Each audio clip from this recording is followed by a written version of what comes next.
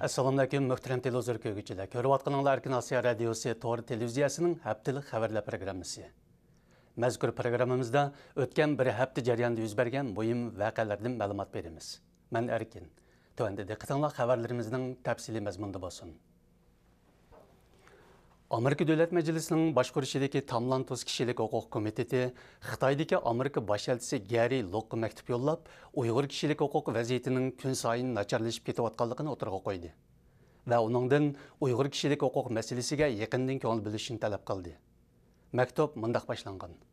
Biz mazkur maktubni Xitoy hukumati Uyg'urlarga qaratgan bostirishning bargancha eg'irlashayotganligiga nisbatan cho'nqur andishalarimizni ifodalab yozib o'tiribmiz.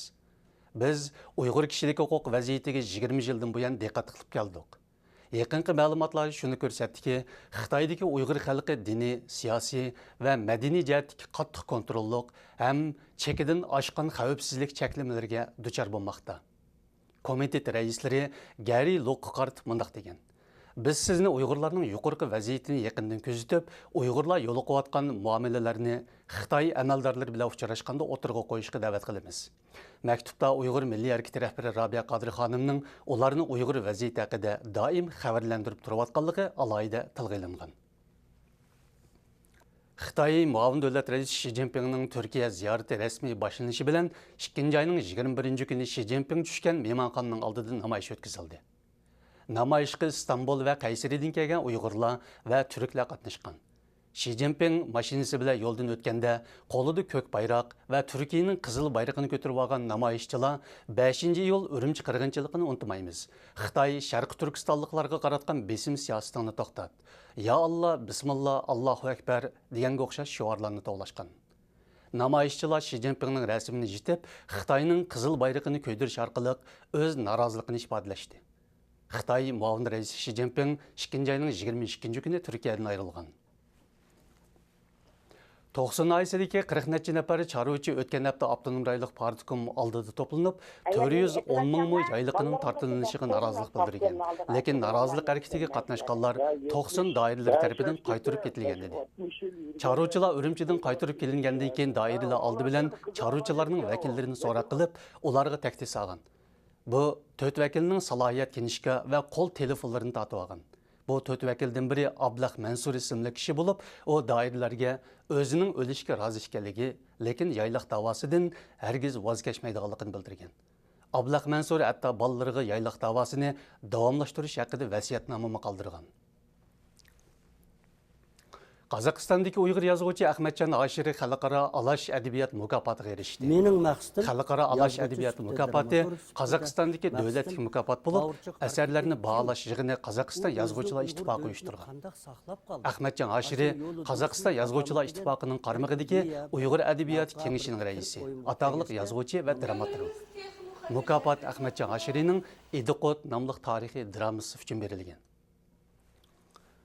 Yaqında Qozog'istondagi Uyg'ur yoshlari birligi tashkilotining uyushtirishi bilan Olmaotadagi Inson Uyg'ur restoranida atoqli muzikant, kompozitor Kurash Ko'sanning nomiga atab san'at kechiligi o'tkazildi.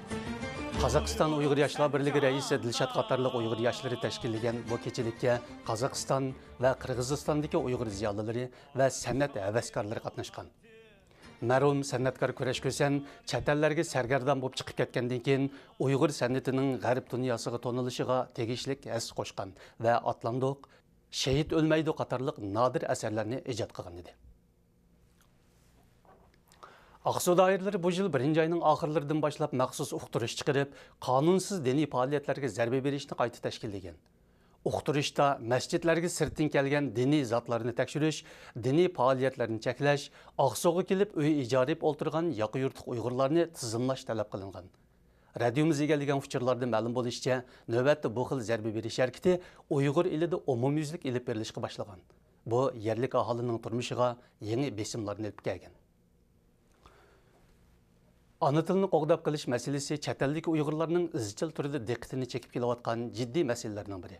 Bu haqda fikir yurgizgan Uyg'ur ziyolilari ona tilini o'rganish, uning soplig'i va hayotiy kuchini qo'g'dab qilishning millatning kimligi, madaniyati, tarixi va kelajagiga bevosita chetishlik bo'lgan jiddiy masala ekanligi. Shunga farzandlarni Uyg'ur tilida so'zlay oladigan qilish, uni keyingi avlodlargacha davomlashtirishning intayin zarurligini ilgari surmoqda.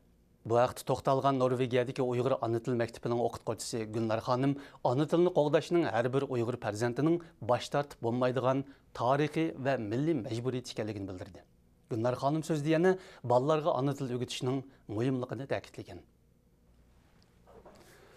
Muhtaram televizor ko'ruvchilar, yuqorida Erkin Osiyo radiosi to'g'ri televiziyasining haftalik xabarlar programmasini ko'rdinglar. Kelar hafta ko'rishgacha omon bo'laylik. Xayr xo'sh.